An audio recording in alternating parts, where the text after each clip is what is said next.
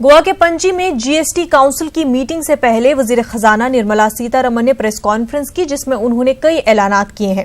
खासतौर पर corporate tax में कटौती काबिल जिक्र है। कोई भी मुराद न लेने वाली कंपनियों को अब 22% टैक्स देना होगा।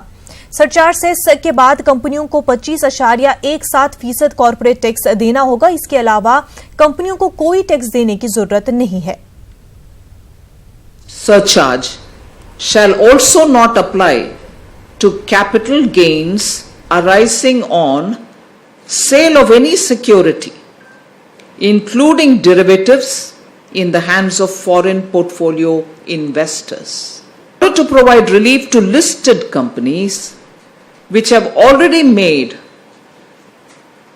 a public announcement, I repeat, in order to provide relief to listed companies which have already made a public announcement of buyback before 5th July 2019, it is provided that tax on buyback of shares, it is provided that tax on buyback of shares in case of such companies shall not be charged. मंदी की मार से परेशान बाजार को वजीर खजाना निर्मला सीतारमण के ऐलान ने खुश होने और झूमने की वजह दे दी है। उधर वजीर खजाना ने कॉर्पोरेट टैक्स की शरहों में कटौती का ऐलान किया। उधर बाजार का बोझलपन जैसे काफूर हो गया। सेंसेक्स की अलामत बुल सरपट दौड़ रहा है। सेंसेक्स में 1600 पॉइंट से जायद की बेहतरी दर्ज की गई है और ये 37,700 पॉइंट के पार पहुंच गया है। निफ्टी के लिए आज का दिन तारीखी अहमियत का हामिल है। निफ्टी ने 450 पॉइंट से जायद की बेहतरी दर्ज की है। पॉइंट के लिहाज से पिछले 10 बरसों में निफ्टी की ये सबसे बड़ी छलांग है। इस शानदार उछाल के साथ निफ्टी 11,000 के पार जा पहुंचा है।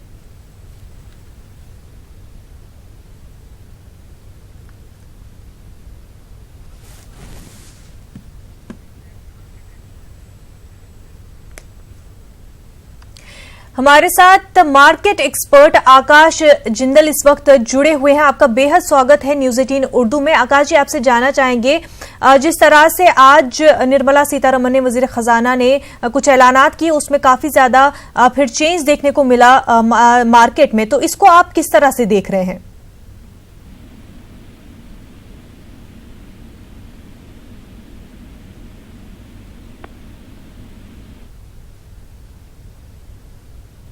जी आकाश जी।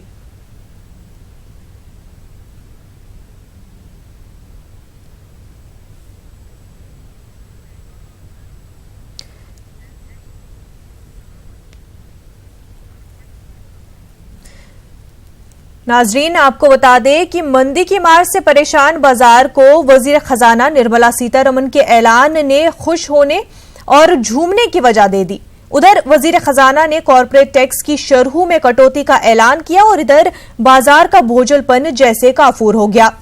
सेंसेक्स की अलामत बुल सरपट दौड़ रहा है। सेंसेक्स में 1600 पॉइंट से जायद की बेहतरी दर्ज की गई है और ये 37,700 पॉइंट के पार पहुंच गया है। निफ्टी के लिए आज का दिन तारीखी अहमियत का हामिल है। निफ्टी ने 450 पॉइंट से जायद की बेहतरी दर्ज की है। पॉइंट के लिहाज से पिछले 10 वर्षों में निफ्टी की ये सबसे बड़ी छलांग मानी जा रही है। इस शानदार उछाल के साथ निफ्टी 11,000 के पार पहुंच चुका है। आकाश जिंदल हमारे साथ जुड़ गए हैं। आकाश जी, आपका खैर मकदम है न्यूज 18 उर्दू में। आपसे ये जानना चाहेंगे कि वजीर खजाना निर्मला सीतारमण ने जो ऐलान किया, उसके बाद जो है काफी उछाल देखने को मिला है सेंसेक्स मार्केट में, किस तरह से आप इसको देख रहे हैं? देखिए, एज एन इकोनॉमिस्ट मैं ये कहूंगा कि फाइनेंस मिनिस्टर ने जो अनाउंसमेंट की है वो बहुत बहुत इंपॉर्टेंट है।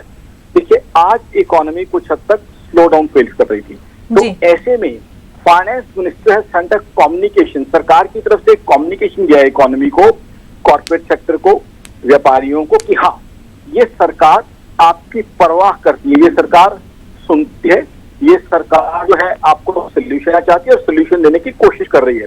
तो सरकार ने, the government has done exactly what the economy required, क्योंकि कॉर्पोरेट सेक्टर हम सब जानते हैं बहुत बड़ा जॉब प्रोवाइडर है।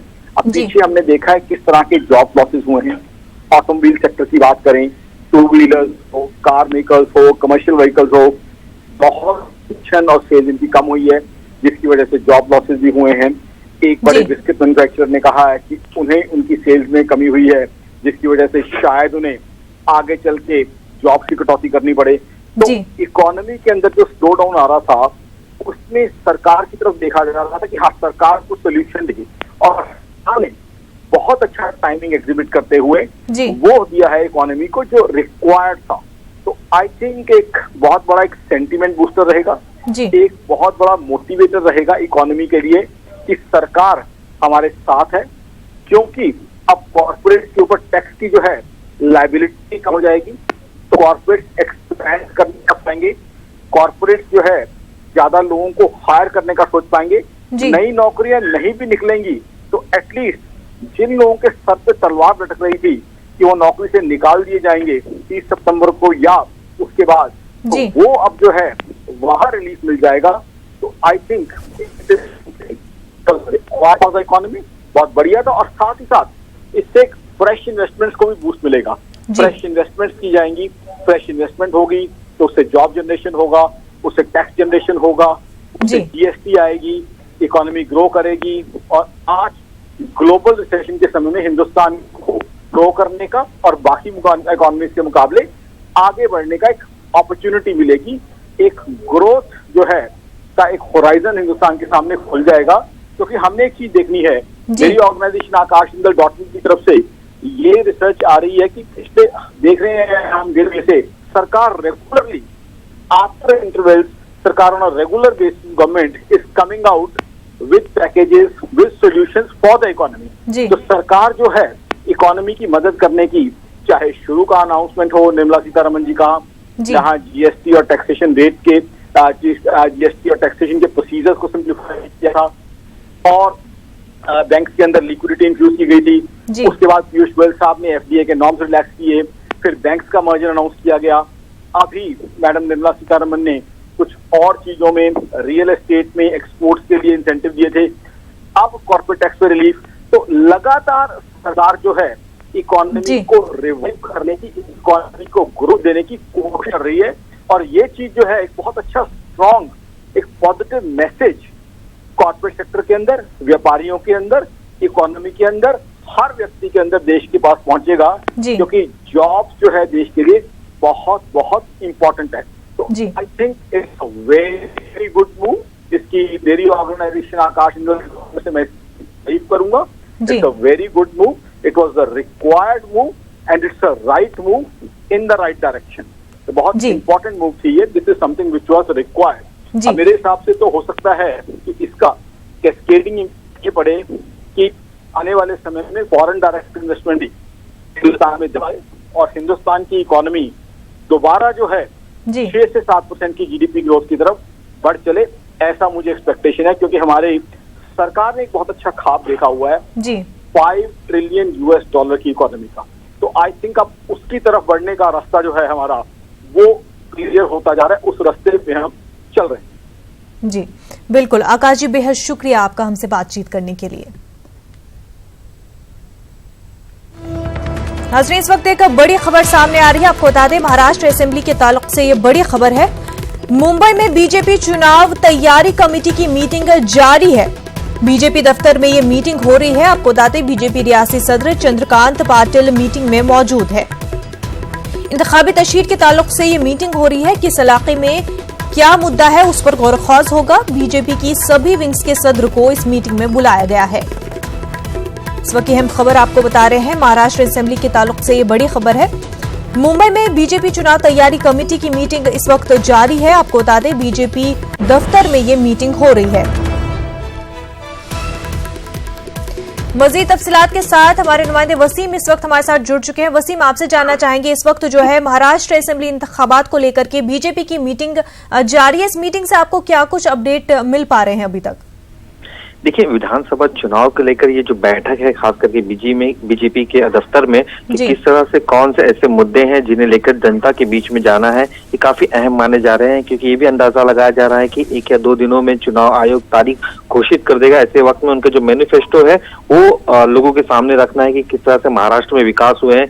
तो एक साफ तौर पे एक चीज और देखी गई है कि इससे पहले हमने देखा था कि अक्सर जो बड़े नेता है वो बैठते हैं और कई अहम मुद्दों पर चर्चा करके अपने जो मैनिफेस्टो तैयार की जाती है, किस तरह से प्रचार करना, उसकी रणनीति तय की जाती है। लेकिन यहाँ पे बीजेपी के जितने भी पदाधिकारी, खास करके विंग के, जैसे कामगार अघाड़ी हो, फिल्म विंग के अधिकारी हो, ऐसे कई जो पदाधिकारी, उन सभी को वहां पे बुलाया गया है, उनसे चर्चा की जा रही है कि कौन कौन से ऐसे अहम मुद्दे हैं जिन्हें उन्हें मैनिफेस्टो में लिया जा सकता है और साथ ही जनता के बीच में जाया जा सकता है। इससे एक अहम बैठक इसलिए भी माना जा रहा है क्योंकि अक्सर बीजेपी ने ये दावा किया है कि महाराष्ट्र में काफी विकास हुआ है, उसी मुद्दे के आधार पर वो चुनाव लड़ेंगे। साथ ही जिस तरह से परिस्थिति बनी हुई है, खास करके शिवसेना और बीजेपी के बीच में क्या गठबंधन होगा या नहीं होगा, अगर होता है तो कौन से ऐसे इलाके हैं, उन इलाकों में बीजेपी की कितनी पकड़ है और वहाँ के जो स्थानिक मुद्दे हैं उसे लेकर बीजेपी किस तरह से आगे बढ़ सकती है, वोट बैंक को अपनी ओर आकर्षित कर सकती है। तो ऐसे कई अहम मुद्दे हैं जिस पर चर्चा की जाएगी। इस चर्चा के बाद जिस तरह से देखा गया है कि 22 तारीख को अमित शाह खुद मुंबई आने वाले हैं, तो इन सारे पहलुओं को उनके सामने रखा जाएगा। कई अहम बड़े जो मुद्दे हैं उनके सामने रखे जाएंगे, उसके बाद मैनिफेस्टो तैयार किया जाएगी। बिल्कुल वसीम, और साथ ही साथ क्या इस मीटिंग में सीट शेयरिंग को लेकर भी कुछ बातचीत होनी है? क्योंकि जिस तरह से शिवसेना का बयान आया कि अगर बराबर की सीटें नहीं मिली तो वो जो है अकेले भी चुनाव लड़ सकते हैं, इत्तेहाद नहीं होगा अगर सीट शेयरिंग जो है सही से नहीं हुई तो। जरूर, खास करके जो बीजेपी और शिवसेना के बीच में तनातनी चल रही है उसे देखते हुए चुनाव में किस तरह से 288 जो सीटें हैं उन सभी सीटों पे बीजेपी की तैयारियां शुरू है। और जिस तरह से शिवसेना ने भी इस बात को माना है, क्योंकि उद्धव ठाकरे ने भी ऑफिशियली कहा था कि उन्होंने 288 जो सीटें हैं उनकी तैयारियों के लिए, उनका जायजा लेने के लिए जो इच्छुक लोग हैं उनकी सभी की लिस्ट मंगाई गई है। तो चर्चा इस वक्त काफी जोरों से, क्योंकि जिस तरह से जो सीट शेयरिंग की खबरें आ रही है, जो सूत्र बता रहे हैं 50-50 का फॉर्मूला भले ही तय किया गया था, लेकिन उतनी सीटें छोड़ने के लिए बीजेपी अभी तैयार नहीं है। जिस तरह से पिछले चुनाव के मुकाबले इस चुनाव में बीजेपी की ताकत काफी बढ़ी हुई है, 122 सीटें हैं और शिवसेना की 63 सीटें हैं, तो दोनों के बीच में काफी बड़ा फर्क है। और साथ ही जिस तरह से बड़े नेता खास करके बीजेपी में शामिल हुए हैं, इनकमिंग काफी बड़ी है पार्टी में, तो सीट शेयरिंग को लेकर 50-50 का फॉर्मूला बीजेपी के कई नेताओं को अब हजम नहीं हो रहा है। लेकिन जो आखिरी फैसला है अमित शाह और उद्धव ठाकरे और मुख्यमंत्री करने वाले, लेकिन पार्टी में आवाज जरूर शुरू हो चुकी है कि एक रिपोर्ट तैयार की जाए और अमित शाह जब मुंबई दौरे पे हो तो उस दौरान उनके सामने ये रिपोर्ट रखी जाए और गठबंधन को लेकर फैसला उन पे ही होगा आखिरी। लेकिन इतनी सारी सीटें जो 50-50 की डिमांड है वो नहीं मिल पाएगी। तो 110 से 120 ऐसी सीटें बीजेपी देने की तैयारी में, लेकिन क्या शिवसेना इसे मानेगी या नहीं मानेगी, इसे लेकर भी बैठक शुरू है। दोनों ही दल खास करके बैठक कर रहे हैं, शिवसेना के जो नेतागण है वो भी बैठक कर रहे हैं। तो दोनों के बीच में इस तरह की बातों को चर्चा चल रही है कि किस तरह से दोनों को गठबंधन में आगे जाना है। वसीम, क्या लग रहा है कि बीजेपी जो है शिवसेना का 50-50 शेयरिंग, सीट शेयरिंग का फॉर्मूला अपना सकती है? क्योंकि इससे पहले भी जो है शिवसेना इस तरह के बयान दे चुकी है कि इत्तेहाद तोड़ सकती है, लेकिन हर बार जो है अमित शाह का जो रवैया है वो काफी जो है रिलैक्स्ड और काफी नर्म देखने को मिला है शिवसेना के प्रति। देखिए, लोकसभा में जिस तरह से शिवसेना और बीजेपी का गठबंधन हुआ उस दौरान ये अटकलें जरूर लगाई जा रही थी कि आने वाले विधानसभा चुनाव में बीजेपी और शिवसेना बराबरी की सीट पे चुनाव लड़ेंगे। लेकिन जिस तरह से परिस्थिति बदली हुई है और बीजेपी की जो महाराष्ट्र में जो ताकत बढ़ी है, जो सीट शेयरिंग, खास करके जो सिटिंग एमएलए हैं उनके 122 सीटें, उन्हें टिकट देना ही है, प्लस जो शिवसेना के 62 है, 62 है, उन्हें टिकट देना। उनके जो सहयोगी पार्टी है, खास करके बीजेपी के अपक्ष उम्मीदवार करीब 6 से 8 उम्मीदवार है जो लगातार बीजेपी को अपना समर्थन 5 सालों से देते आ रहे हैं, तो उनके लिए भी एक सॉफ्ट कॉर्नर बीजेपी के लिए है। साथ ही जिस तरह से देखा गया पिछले कुछ दिनों में एनसीपी कांग्रेस के बड़े दिग्गज नेता पार्टी छोड़कर बीजेपी में शामिल हुए हैं, उन इलाकों में उनकी बड़ी पकड़ है। जिस तरह से देखा गया अपोजिशन लीडर खुद जो 4.5 साल के बाद कांग्रेस से छोड़कर और जो बीजेपी में शामिल होते हैं, राधाकृष्ण विखे पाटिल, उनकी अहमदनगर में काफी बड़ी ताकत है। और उदयन राजे भोसले जो सांसद थे एनसीपी से, उन्होंने भी अपनी पार्टी छोड़ के बीजेपी में शामिल हुए, तो उन इलाकों में भी उनकी पकड़ है। तो ऐसी कई कैलकुलेशन है, जिस तरह से देखा गया है उस कैलकुलेशन के आधार पर बीजेपी की ताकत काफी बड़ी है। तो ये उम्मीद कम ही लगाई जा रही है कि बीजेपी 50-50 के फॉर्मूले पर मानेगी। लेकिन अब ये देखना होगा कि शिवसेना क्या कम सीटों पर उनके साथ गठबंधन करके चुनावी मैदान में उतरती है या फिर कुछ अलग फैसला करती है। इसे लेकर भी शिवसेना के आला नेताओं के साथ, मंत्रियों के साथ बैठक हो रही है और स्थिति का जायजा लिया जा रहा है। बिल्कुल वसीम, बेहद शुक्रिया आपका तमाम तफसीलात के लिए। सीपीएम लीडर सीताराम येचुरी के बाद आज कांग्रेस के सीनियर लीडर गुलाम नबी आजाद जम्मू कश्मीर के दौरे पर जा रहे हैं। सुप्रीम कोर्ट की इजाजत के बाद गुलाम नबी आजाद जम्मू कश्मीर के 4 अजला का दौरा करेंगे। श्रीनगर, अनंतनाग, बारामूला और जम्मू जाने की गुलाम नबी आजाद ने सुप्रीम कोर्ट से इजाजत मांगी थी। अदालत में उन्होंने अपने अफराद खाना से मुलाकात की ख्वाहिश का इजहार किया था। गुलाम नबी आजाद अपने दौरे के दौरान किसी भी सियासी रैली में शिरकत नहीं कर पाएंगे। उन्हें दौरे के बाद सुप्रीम कोर्ट में रिपोर्ट दाखिल करनी होगी। आपको बता दें कि गुलाम नबी आजाद 3 मरतबा जम्मू कश्मीर जाने की कोशिश कर चुके थे, लेकिन उन्हें श्रीनगर से ही वापस लौटना पड़ा था।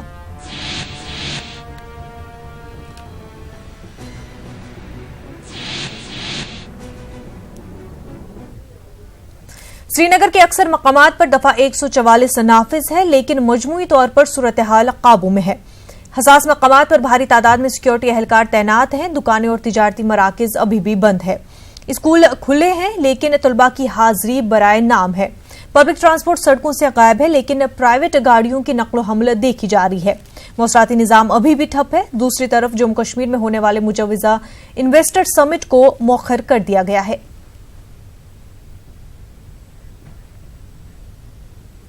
इस्मत रेजी केस में एसआईटी ने साबिक वजीर चिन्मयानंद को गिरफ्तार कर लिया है। चिन्मयानंद को एसआईटी ने शाहजहांपुर से गिरफ्तार कर लिया है। चिन्मयानंद को 14 दिन के लिए अदालती तहवील में भेज दिया गया है। गुज़िश्ता दिनों कानून की तालबा का दफा 164 के तहत बयान दर्ज कराया गया था। उसके बाद से ही मुतासरा चिन्मयानंद के खिलाफ इस्मत रेजी का केस दर्ज करने और उसकी गिरफ्तारी की मांग कर रही थी।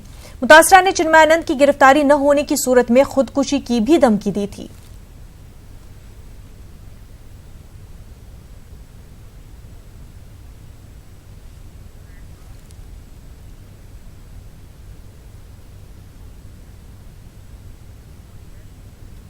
साबिक वजीर चिन्मयानंद के मामले में हमारी नुमाइंदा रंजीदा ने कांग्रेस के सीनियर लीडर पीएल पुनिया से बातचीत की। सभा में कांग्रेस के नेता पीएल पुनिया हमारे साथ है बात करने के लिए। पुनिया जी, बड़ी खबर आ रही है यूपी से, एसआईटी की टीम ने चिन्मयानंद को गिरफ्तार कर लिया है। देखिए, भारतीय जनता पार्टी ने बहुत रिलेक्टेंटली चिन्मयानंद जी को गिरफ्तार किया है। 42 एविडेंस दिए थे, वीडियो दिए थे पीड़िता ने कि मेरा शारीरिक शोषण हुआ और काफ़ी लंबे अरसे तक। लेकिन उत्तर प्रदेश सरकार, क्योंकि उनके अपने पार्टी से जुड़े हुए वरिष्ठ नेता हैं, उनको गिरफ्तार एफआईआर दर्ज नहीं की। चारों तरफ से दबाव था, मीडिया का दबाव था, राजनीतिक दलों का दबाव था। हमारी राष्ट्रीय महासचिव श्रीमती प्रियंका गांधी जी, वो बार बार उसके ऊपर ट्वीट कर रही थी। तो उस दबाव में आके इन्होंने किया तो है, और उन्होंने वही कहानी दोहराई है कि कुलदीप सेंगर को बड़ी मुश्किल से उन्होंने काफ़ी समय बाद कार्रवाई की, जबकि कुलदीप सेंगर के द्वारा पीड़िता के पिता की हत्या करा दी गई थी और पीड़िता और उसके गवाहों को ख़त्म करने के लिए एक फर्जी रोड एक्सीडेंट कराने का कोशिश की। उसके बाद ये घटना हुई, काफ़ी दिनों तक चलता रहा। उल्टा पीड़िता को ही परेशान करते हुए उनका इंटरोगेशन बार बार हो रहा था, लेकिन इनको छू नहीं रहे थे। 2.5 साल सरकार को पूरे हुए, उसी खुशी में शायद इन्होंने ये कर दिया हो, एहसान दिखाने के लिए कि उस महिला, पीड़ित महिला को की वास्तविक जो परेशानी थी, जो शिकायत थी, उस पर उन्होंने कार्रवाई की है उत्तर प्रदेश सरकार ने। लेकिन आगे देखना है कि इस मामले में इन्वेस्टिगेशन हो, वो मजबूत इन्वेस्टिगेशन हो, ताकि उनको दोषी को सजा मिल सके। साउथ मुंबई के लोहार चौल में 3 मंजिला इमारत का हिस्सा गिर गया है। मुंबई के लोहार चौल इलाके में अहमद बिल्डिंग में यह हादसा पेश आया है। बिल्डिंग में कुछ लोगों के फंसे होने की खबर है। राहत और बचाव का काम जारी है। खबर दोपहर में इतना ही। आदाब।